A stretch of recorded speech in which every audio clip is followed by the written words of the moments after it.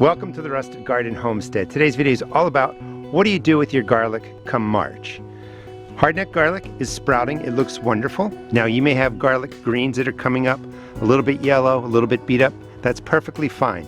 The garlic here went in on October 27th. It's a hardneck variety. There's actually three. There's a red variety, German white, and music.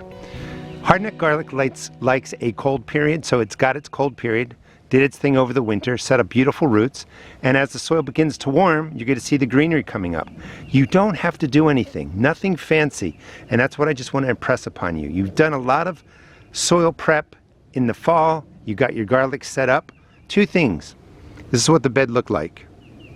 Weed it out. You want to get rid of all the competition from the weeds, and then all you have to do is give it a water-soluble fertilizer that has N, P, and K represented. Anyone's perfectly fine.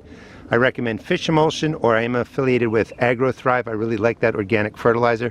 It's nice and balanced. It gives nitrogen, phosphorus, and potassium at higher levels than fish emulsion. What's most important is you want to do this in the beginning of March. Get them off to a great start. You want the greenery to start growing. You want the sun to be able to be caught by the leaves. It's going to, charge up the bulb, so you get a large bulb, nice cloves. Most importantly, I want to show you just how much to give them. You're going to be soaking in the whole area, but just give it the bed a nice drink, just like that. You really want to get it woken up with some nitrogen. It's going to appreciate that.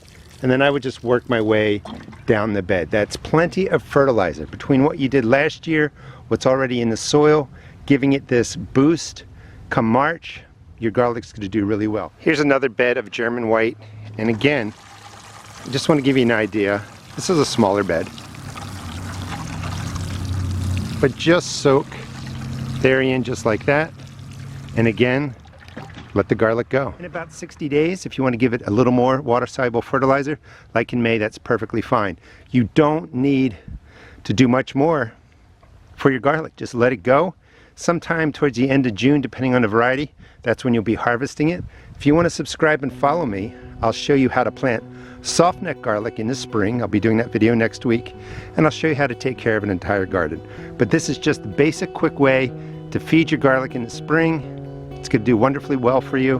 Enjoy. Don't overwork. Work smart. Thanks for watching. Please check out my seed shop at therustedgarden.com.